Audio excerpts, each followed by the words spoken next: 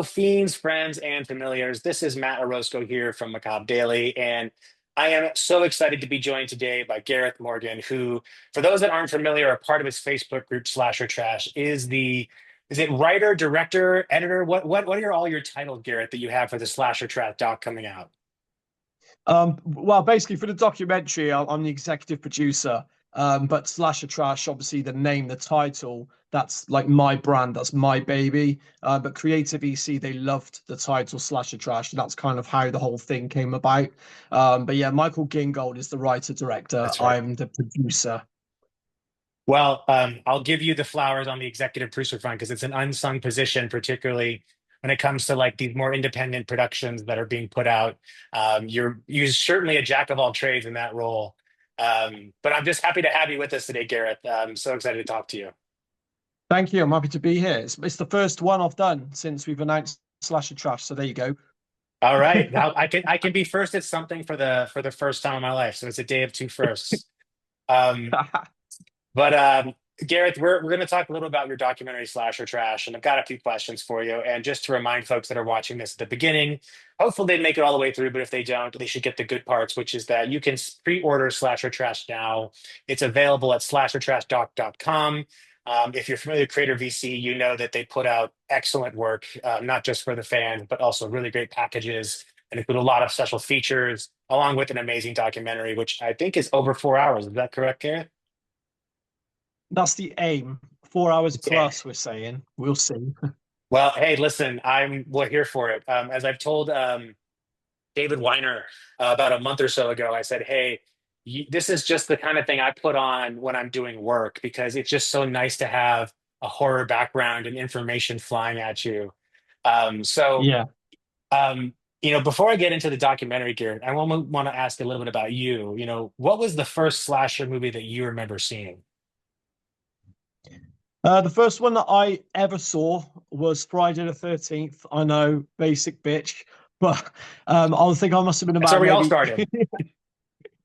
I think I was about 8 or 9, and we rented it from the local video shop, which at the time only had about 10 films there. And the week before, we'd rented like Predator, and I handled that well. I loved it, and all the gore and stuff, no problem.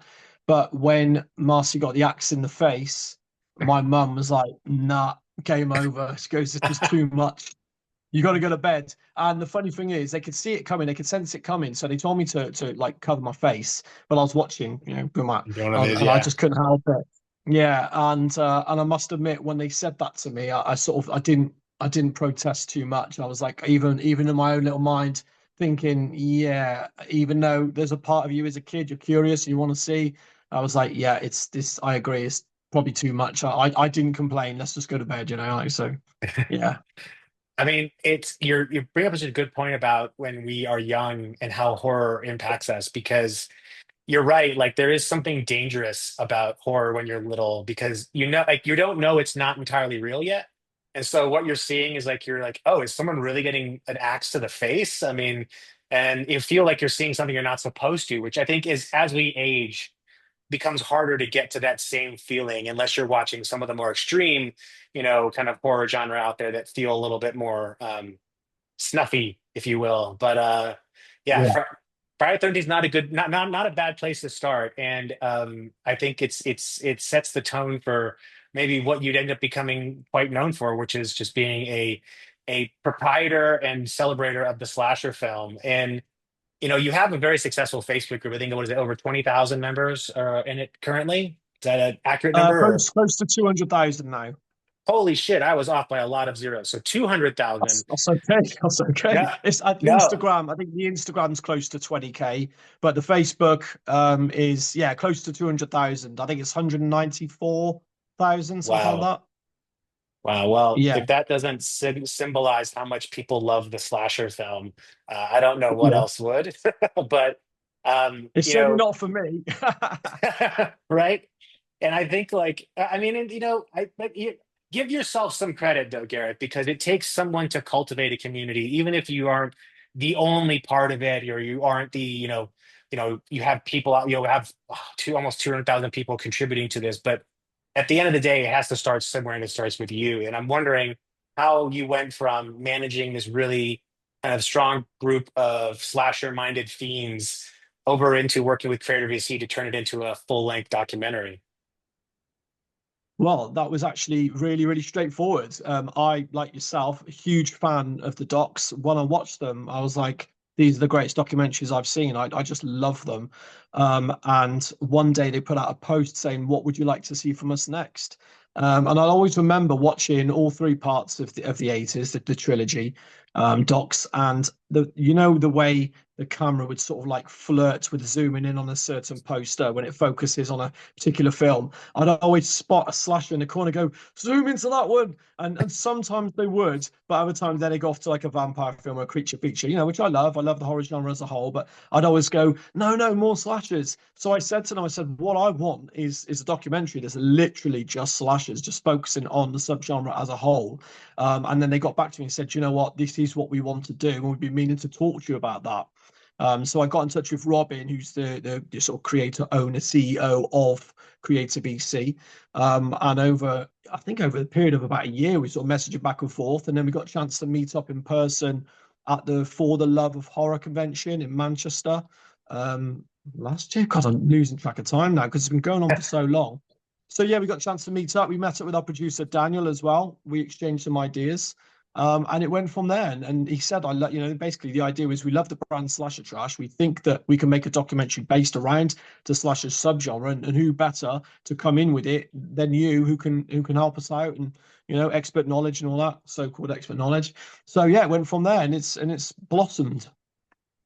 That's such a, first of all, it's something that David Weiner said before is like, Creator VC is very kind of fan focused. And so many times we get, I think, you get as a fan, you get emails asking what you want to see, but it often feels like sometimes that just doesn't goes into a black box somewhere and doesn't get listened to.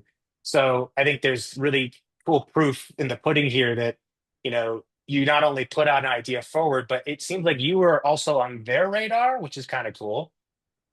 Yeah, yeah, totally. Yeah, I mean, we'd sort of like, well, not message, but comment back and forth. So I knew that they knew like the page. I knew they were familiar with the page, but I didn't realize they were like particularly fans or whatever. But when I spoke to Robin, he said, I love what you're doing. I can see that you've like sort of created this community, which with a huge love for slashers. And he says it's just fantastic. And obviously, they're in the business of pleasing the fans and producing content that the fans want to see. So yeah, and I said obviously that's the beauty of it is as me as a fan, I just want to see the Right. documentary, But then when he then said, well, why don't we use Slasher Trash as a title? Because he just absolutely always said, I love Slasher Trash, it's great, the logo's great, I just love it, and the name, it just works and everything. So yeah, and then he said, well, come along for the ride because obviously, my input will be valuable with regards to what slasher fans are looking for and so on. So yeah, it's great that they do listen to the fans, and this is literally proof because I'm just a fan who's just got lucky and had a chance to help them make this documentary. So yeah, it's going to be fun, and I'm going to tell them what I want to see in it. So I mean, that's the again, you're as you said, it is so nice to see this, and yeah, just based on our even shorter actions, it feels like it couldn't have happened to a nicer, more genuine person. So I'm really happy that you're kind of wanted to retain you, keep you on, keep you involved, and also pairing up with Michael Gingold, who has been writing about horror for longer than I've been alive, I think. And has so much knowledge about not just genre, but slashers in particular. Um, and I also, curious, for a lot of horror fans, I think Gen X and millennials particularly, because that's kind of the age, the generation that really experienced what we would probably call the first official slashers. Um, what do you think makes the slasher film such a good gateway for horror? I mean, certainly from my experience, I mean, maybe my experience isn't the best way to go. You But it have wasn't so expertise long now, all after right? um after Friday the 13th, I don't think I actually got a chance to watch the finished article until a few years later. But I think a similar path that many followed was watching Halloween, the original Halloween. And I think, and it's the pinnacle in a way, and in a way you could argue that you could only go downhill from there. But obviously depending on what type, what elements of the slasher genre that you like. If you like gory kills, then obviously yeah, Friday the 13th and beyond is what you're looking for. But what Halloween just terrified me, and it was the simplicity of you could relate to this little sleepy suburban town, just everyone's just going about their business, enjoying Halloween, creeping each other out and stuff, and just this simplicity that this psycho has escaped, from the local sanitarium, which now seems so cliche. And They he could started just that pick you off cliche, one by right? one. Yeah, because no one's paying attention, and I think it's just the simplicity of the structure of slasher films. A lot of them can be quite goofy, but they're fun. They got silly moments. They've obviously got good kills, good gore. You can see moments where like he's behind you, and I just think it's just fun. I mean, teenagers can obviously relate to teenagers being put in sort of, I'd say, perilous positions, but not quite to the scenarios where you're fearing for your life, or maybe some have. And I just think it's just in a way good, clean fun. Maybe not so clean all the time. Well, I think, and I think you're right that there is this almost kind of the simplicity is what makes it so easy for younger minds to follow on because you don't necessarily need to be unpacking like generational trauma as a metaphor in a slasher movie. And it's there sometimes, but it's not something that it's not the lure, it's not the draw, most, especially for those like 70s and 80s slashers where, you know, it was very much about how much can we get away with practically, how gross can we make this, and how Yeah. cool can we make our killer. And it almost, I think a lot of folks would say that the slasher is kind of like the comfort food of horror, in that you can just always go to it. You know what you're going to get. You know, sure it varies, but it's always kind of going to hit you in the right spot. Yeah, exactly. It's like in a way, with it is no disrespect to the subgenre, but it's like a sort of switch your brain off. That you got the stereotypical characters who, again, you can always relate to, or it's always fun to, laugh at the jock character, or that there's always the Joker, like your Shelleys from Friday the 13th Part Yeah. 3, and everyone has one of those in their friend group. You've always got that one friend who brags that he's better than everybody else, and everyone's got that friend who's always messing around maybe too much and not taking things seriously.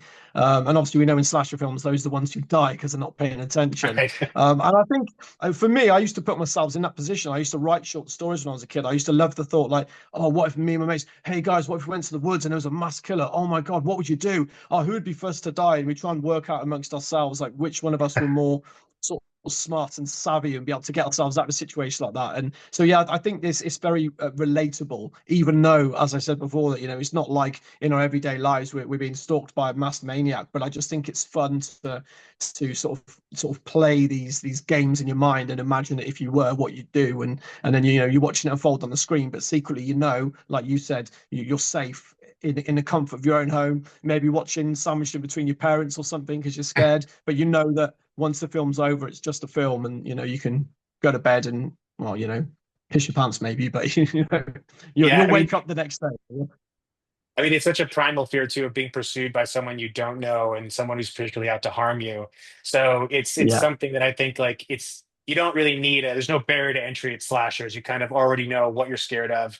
And I think that's why globally there are just such an appreciation, not just for the American slashers, but also for ones that are made in the UK, and also things we're starting to see out kind of and outside in Argentina, so I think it's getting, the groundswell of slasher support's always been there. But it's also not hyperbolic, I'd say, to put out there that there are tons of slashers out there. Like probably next to like there's I think you can compare to other genres because there's all so many like supernatural and zombie movies. But this doc seems to feature on not just kind of the ones we all know, but also some ones that maybe folks don't, some of the underappreciated ones out there. So what's the criteria that you're looking for inclusion as far as what shows up in slasher trash? Well, I think really that the main criteria was just to shine a light on the lesser known, more obscure sort of standalone slashes, that have never really gotten the love or attention they deserve. Because obviously we all know the big franchises and we love them. But obviously, how many times can you talk about Friday the 13th and Yeah. Halloween and Nightmare on Elm Street? And don't get me wrong, I could talk about them for hours, for days, for months. But I also love so many of these sort of lesser known standalone slashes that, in the day, some of them did quite well even at the box office. Back in the golden era, between 78 and 84, they were all being released on theatrical screens and doing tidy business. But a lot of them seem to have just sort of fallen by the wayside, and some of them have barely even been discovered at all. So yeah, anything that basically we would regard as, does everybody know about that film? No, then it's definitely worth a look. There's a great, the 88 Films has a great series. I think it's the Slasher Collection. And Yeah, those red cases that they put out. And, I think it's such a good example of the diversity of the genre. Because, well, I say diversity kind of half-heartedly because, yes, they're all generally the same premise, but you also see these very different takes on the ideas. Something like X-Ray, which is a very sleazy and kind of, almost a porn in some ways. it's Uh, the and then you longest have, examination ever. yeah, it's such a strange, Yeah, it's almost an uncomfortable watch at sometimes because you're like, I'm not sure if this is the movie I was supposed to be renting or not. But then you go to something like Alice Sweet Alice, which is almost kind of like the, a golden era slasher, and that how classy it is and how well put together it is. So the yeah, range of, and there are, and you're right, there are so many, even just on the regional level, of things that were shot locally. Like I think what's it's the one in is it Violent Shit? I think it's called in is it Germany that put it out? Or is that the UK? Uh, yeah. German, yeah, yeah, so you yeah. have stuff like that, but I don't That's know how many something people know else. about those. It is. There's the Yeah, spoof no, movie yeah, that. exactly. Oh, go ahead, Gareth. Yeah, so yeah, you're right. That a lot of people don't know about them, and say that's part of the fun, the journey of discovering them. As myself as a slasher fan, there's still a lot that I haven't seen. I'm sure of it. I've spent the last 6, 7 years watching the 70s and 80s slashers and trying to, tick them off the list. And I've got them compiled on Letterbox, well, a lot of them, but there was also a lot that I didn't register at the time, and I didn't think to log them on my letterbox. And I watched a whole load through COVID and stuff that I forgot to put on there. So and that on my letterbox there's about 500 or 600 on there. So there's Wow. so many to discover. I mean, on the letterbox, obviously there will also be the big franchises and some 90s slashes and stuff as well. But yeah, I'm still discovering gems every day. And this is, I set up the page in 2017 with the sole idea of watching every single slasher that existed in the 70s and 80s, whether it be, UK, US, Canada, international, whatever. And, I'm still going. There's still some that I haven't seen. And I just think it's fun also to just go on that journey with others, and then, learn from others, but also educate. And sometimes I'll meet someone, I'll say, "Have you seen this?" And I go, "I've never even heard of it." And I go, "Oh my God, you got to check this out." And it's fun because it feels like you're uncovering these little diamonds in the rough. As I said in one of our advertisements, I did say some of them are diamonds in the rough, some of them are just rough. But that's part of the fun in discovering them. I mean, it's basically entertainment gambling is what it is because, and I think you're right about capturing that little moment of surprise because what so many people, well, I'm not going to generalize. I personally find that the reason why we have so much nostalgia for the video store is because there was so much of a risk that you're taking that what you're renting is going to be absolute shit or it's going to be one of the greatest things ever seen. And some of the movies that have made the biggest impact on me are ones that I rented on a whim without knowing anything about them except for what the box art looked like and what the back synopsis said.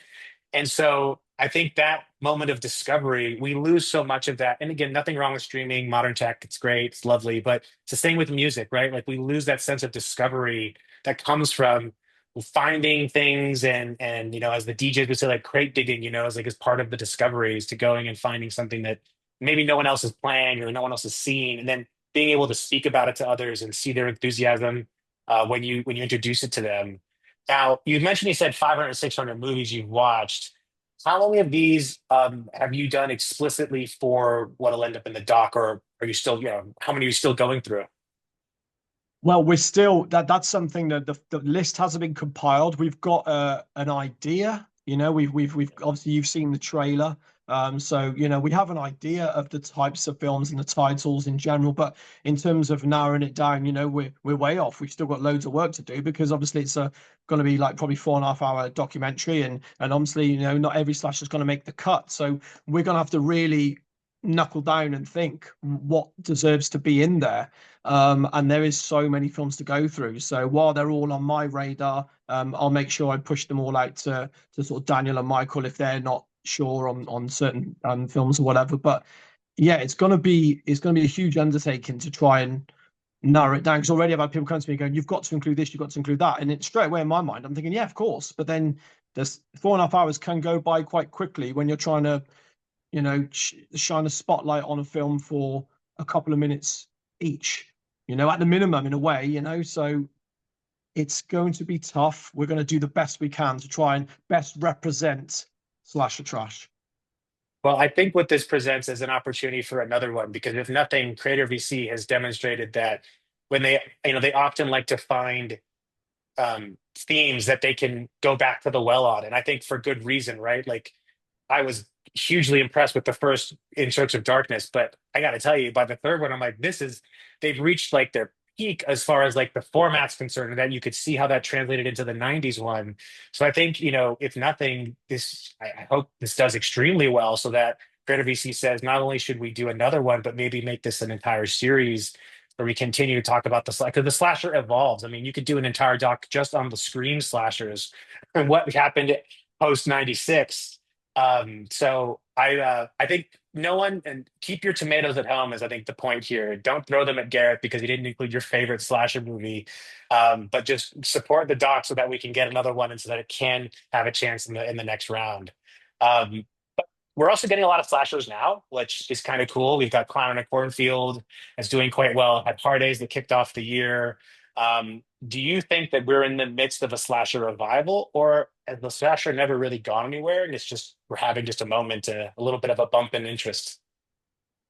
Yeah, I mean, I think certainly from research like over the last 6, 7, 8 years, I always remember people saying, the slasher completely died in the '90s and Scream revived it, and that is true to a degree, but that's because mainstream killed it because it wasn't cool to go and watch a slasher film anymore. So Hollywood started reinventing everything as sexy thrillers and stuff like that, Or torture psychological porn? thrillers. Yeah, yeah, yeah. Stuff like Basic Instinct and Fatal Attraction, Hand that Rocks the Cradle, that type of stuff. And slashers were no longer in vogue. They weren't cool, but you'd still find them on the video shelf. But maybe even as kids, maybe we'd started to get, taken with, the big blockbusters like things like Jurassic Park that were coming out. And so the slash never really went away. I think they just ended up more on the bottom shelf. I'm discovering more and more early '90s slashes that I thought, oh, I don't remember seeing that back in the day. It's never really gone anywhere, but it's clearly had its original boom, from like '78 to around about '84. Then obviously Freddy, when that came out, Nightmare on Elm Street in '84, that ushered in like a period of like supernatural slashers, which evolved the subgenre somewhat and held firm for a few years. But then I think then it evolved into something completely different, and yeah, Scream obviously revitalized it the first time round, and I don't think it's ever really gone anywhere since Scream. Meta slashes are everywhere, and since obviously Halloween came back in 2018, now it's the whole, you know, um, legacy sequel type thing. Yeah. So they've never really gone anywhere. But I think what is mostly interesting for me, and something that I think we're seeing for the first time since the original boom, is how well Terrifier's done, like an independent, born from crowdfunding production, and it's created a horror icon that's certainly the biggest that we've had certainly in the slasher subgenre since Ghostface, and how well it's doing at the box office. Terrifier 2 and 3 smashed the box office, even though they were super gory, proving that fans will go and pay money to watch these films on the big screen. And I hope and pray that influences so many other indie creators just go for it, even if they've got barely any budget at all, and just make this real sick nasty slasher in the hope that it will be not necessarily the next Terrifier, but to keep this momentum going. I think you're right that it's almost very much like the horror boom in that we're starting to get a lot of slashers that, even if they're kind of riffing on the same inspirations, they're also kind of trying to evolve the formula as well. So you're right, Terrifier. I mean, we're it's unfathomable they would have got a new horror icon when we did, but we have one in Art the Clown. And yes, there will be people trying to imitate that, but we have that, you need that to fuel the kind of inspiration and the motivation people to go and create something different. I just watched a movie that's coming out next week it's basically feels like if Halloween had Terrifier sensibilities, like that's the movie. And I'm like, this is a perfect mashup, like it's wearing its inspiration on its sleeve, but it's that I think that edge of, oh, I can get away with that now. And that's what so many of the slashers were doing before in the '80s and in the late '70s and the '80s is, oh, we can do that. Oh, cool. Let's do that. Let's do more of that. So I think I hope to see. Granted, Terrifier is a little bit more violent than the movies I think we started with, but there's certainly going to be some of Yeah. these offshoots that are going to be the gateway for some people that are going to get them into genre. And the more the merrier. One of us, Google gobble, right? So, Yeah, um, definitely.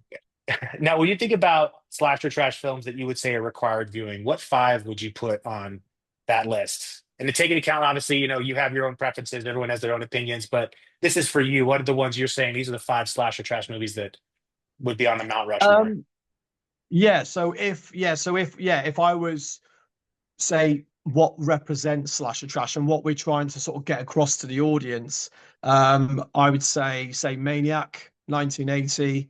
Obviously Joe Spinell was absolutely superb in that. Bill Lustig, he's great. And that is just that sleaze trash, but in the best way. That film still Yeah. makes me feel dirty. I watch it. I love it more every time I watch it, but every time I watch it, I feel terrible about myself. So that's It just really classic. captures the gross of New York. Yeah, yeah. Oh, no, it does, 100%. I love films set in New York and that sort of 70s, 80s vibe. The aesthetic is just so good, and I wish I could get transported back and just be there and see if it is just like that, just like how you imagine. Then I would say maybe something like The Dawn That Dripped Blood, because Ooh. that one is it's what it's known, but it doesn't seem to get much love. And I think it's because it's so bleak and just it's downbeat, man. If anybody's seen that film, I'm sure you've seen it, and everyone knows like the ending. I mean, God, but it is like it's a classic sort of golden era slasher in that in one regard, but just so like oh my God, like Jesus, and I love it for that. I do really enjoy films that take risks. So that would be in there. Then I think maybe something like a shot on video, say Sledgehammer, because the whole shot you've just got to have something like that because that really does like sort of epitomize what we're going for. But I love the fact that someone just said, right, let's just get a camera and let's just shoot a film, let's just see what happens. And you end up getting this film that, yeah, rightly so, many people call it like shot on shitio, but there's still something about it. It's like Sledgehammer now, it's getting a release now from Terrorvision coming out soon, which I've already pre-ordered it. So that's got to be in there. um, oh, Blood Tracks. Blood Tracks is just pure Never cheesy, seen that trashy one. sleaze. Oh, so good. Hair metal Write it down. band going up to the mountains to shoot a new music video. And then there's a near it basically gets stranded because there's an avalanche. You probably have seen it. Does Vinegar Um, Syndrome but put it out, I think, and I think I ordered that's it. right. So That's in right. my sale order, it came in that. So I do have it at home. I haven't watched it yet, though. Get on it. It's ridiculous. It's bonkers. It's goofy. The acting's terrible, but the music's great. The hair's terrible, but the hair's also great. It's somehow terribly great in every way. Huge body count, loads of different styles of kills, and it's just wild. It's kind of like a little bit like Hills Have Eyes if you just merged it with that hair metal era, and that sensibility. It's rock and roll through Oh, and through, and it's just chef's great. kiss. Yeah, it is. And then maybe something like, oh God, I mean, is that now? Maybe something traditional. I say traditional, so something like, say, Nail Gun Massacre, because Massacre was everywhere. Everyone was like Slumber Party after Texas Chainsaw Massacre. It was like Slumber Party Massacre, Nail Gun Massacre. There's Sorority loads. There's House loads of them. Massacre. I can't. Sorority House Massacre. I really like that one too. And then the sequels and so on. So something like Nail Gun Massacre really just that if you want to say somebody just watch this, this is just classic trash, but like it's still hugely entertaining. So yeah, Great I do poster like that too. one as well. It's so good. Yeah. Yeah, Yeah. it's one of those ones that I saw for the first time in through the '88 film slasher collection, and I'm like, oh, Yeah, this looks fascinatingly bad. I'm gonna watch it, and it was, again, I think what people love about a slasher is that they already go into it knowing that if I get high art, that's an absolute bonus. But what I'm really looking for is to be entertained, and they traffic in entertainment heavily. So, if you're they just do. don't question why, don't try and think about the logistics of this. Just strap in, buckle up, and have a good time with it. And I think that that's the best. And the ones you've listed, one I'm definitely going to watch Blood Tracks as soon as I possibly can. But also the other ones you mentioned, I think do speak to the kind of range as far as not just quality, but just the ways in which people are trying to take the slasher and run with it and do something just a slight deviation from what is being done, right? The Nail Gun Master is a perfect example because it is does in fact involve a nail gun, and it is the primary weapon. And it doesn't, and the slashers are often known for their bladed, kind of more phallic type weapons, but this is one that pushes that a little bit toward the edge. So, And great I, recommendations. I always wondered about the nail gun massacre as well, because some of the criticism, and I don't know how you can criticize the Texas Chainsaw Massacre, but I know over the years they've gone, oh, it's called the Texas Chainsaw Massacre, and there's only like one chainsaw kill, and that's sort of off screen. And I just wondered if the nail gun massacre were like, we're going to call it nail gun massacre, and that's what we're going to give you, a nail gun Yeah. massacre, because it's a nail gun, and that's all the kills, nail gun, nail gun, nail gun. So it always makes me laugh, but yeah, Maybe it's those were the definitely worth people checking out. that they knew those were the people that were making the comments, the people that they nailed the master. There was not enough chainsaw in Chainsaw Massacre, not enough sorority house and sorority house. We're coming in here with a nail gun, and you know what? People are getting nail gun. Exactly. So You can't bless complain. them. It does what it says on the tin. Yeah, exactly. Bless them for committing to the bit, and it is super entertaining. Again, not high art, but if you're going to be just satisfied with some really fun kills and a really absurd premise, then you could do no better. Um, but Gareth, I could probably talk to you about slashers for the rest of time because you've got so much to share and clearly have such a passion for it. But I want, how can folks, aside from, we have the slashertrashdoc.com, what are other ways folks that can support the release, help get the word out, etc.? I mean, you can actually sign up to be an affiliate if you want to help create sales, but obviously just a general wage, sharing, liking, commenting videos. We've seen quite a few upload the video and with the comments we've seen have just been superb. Obviously, because the trailer, I mean, I can be arrogant about the trailer because I didn't create the trailer. I helped pick the films that go in it, but I'm not the editor or anything like that. So the trailer is one of the best trailers I've ever seen. Same for the poster. The poster is possibly my favorite Dave artwork Merrill, ever. so good. So good because it's taken my baby and seen Slasher Trash, and literally we did all have a huge input in what went on the poster, all of the little Easter eggs and references, like Kevin Brophy, Peter from Hell Night. That was my little tribute to him because he passed away a couple of years ago. I think maybe 2024. Little things like that, and I see that poster and I just love it. But yeah, if it just basically fans just like, share, tell their friends, family, and their next door neighbors who might well be a masked maniac, and just tell them to order the documentary. Go to slashertrashdoc.com, and if you want to become affiliate, please get in touch with me or any of the producers, or we can get that sorted out as well. Lovely. Well, we'll share links in our articles so that we can direct everyone to the site to pre-order, and if they're interested in affiliates. And of Thank course, you. the groundswell that social media, the core community can provide to these things is so massive. And I know we're already seeing the love online, so I just hope you get more of it. And Gareth, I just want to thank you for the time you've given to talk about this. It's such an exciting doc. We can't wait to see it and watch it. And I know you all are hard at work at making something great. So enjoy the ride, but I can't wait to see where we end up. Thanks for having me. It's been a pleasure. Thanks, Gareth.